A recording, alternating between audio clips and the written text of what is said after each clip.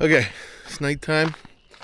I haven't unpacked the car yet, but I got back from UPS because got a package. My Elka shock showed up.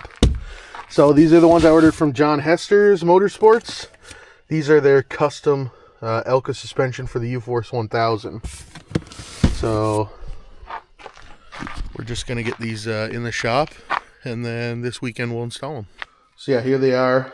Took 20 days from me ordering them and receiving them from Elka. It's awesome because Elka's in Quebec, so it came, instead of going through the States, which is where Hesters is, they shipped directly to me. Free shipping, no duty, no taxes, no tariff, any of that bullshit.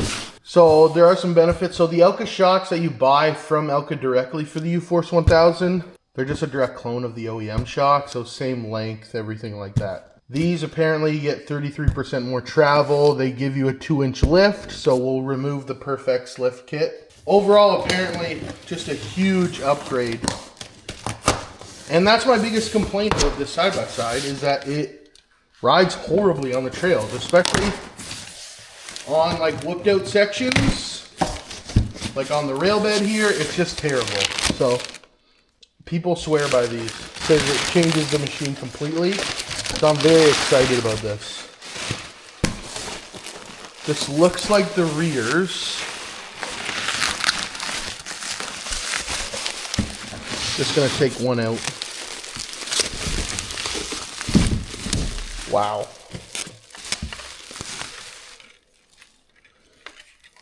There they are. You got the Hester sticker on it. Awesome. So these are the stage 1s. Comes with the manual here. Gonna just open the next box as well.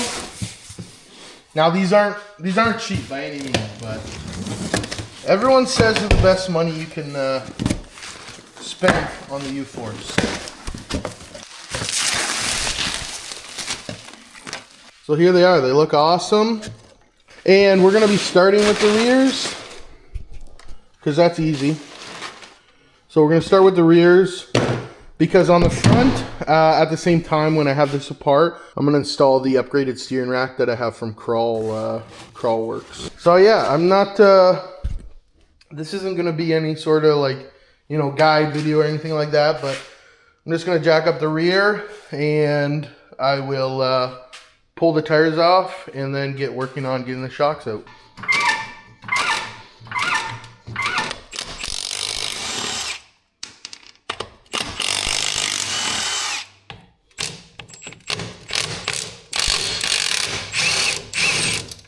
Now we're just gonna take it off the top tower. What we'll have to do is just remove the lift here, the bracket lift.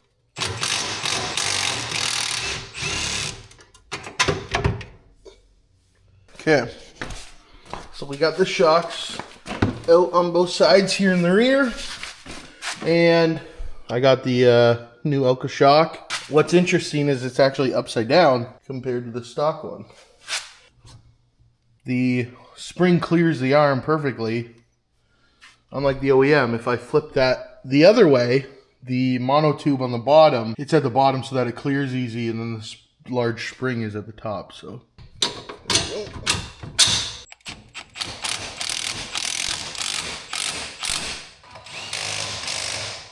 Okay, the rears are on.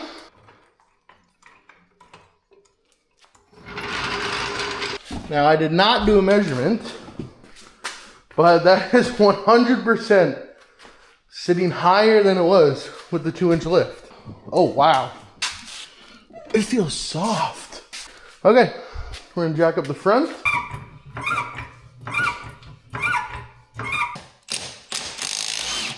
Yeah, there we go.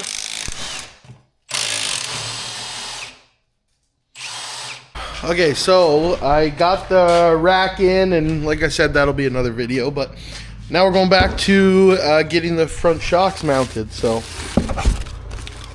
pretty straightforward how you mount them. Just make sure that nipple is, sorry, my son is just driving his four-wheeler. Make sure that nipple's faced out.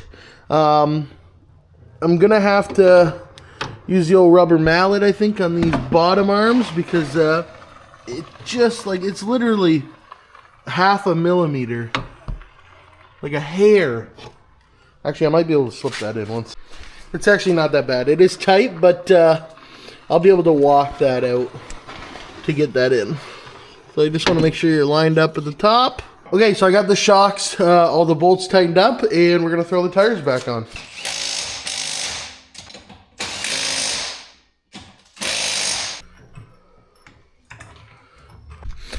Okay, we made it back from May Run. Everything survived, and yeah, good camping trip. And I'm probably going to use this clip also on my shocks video because they did awesome. And then also my new tie rods and the steering rack. So first trip with both of them went great.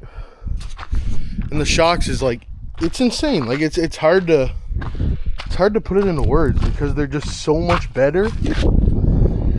Like under so many of the rutted areas, I was able to just hit them. You know, hit them doing 60K instead of, you know, 30 normally. So huge difference. Well worth the money. Wish I did it earlier.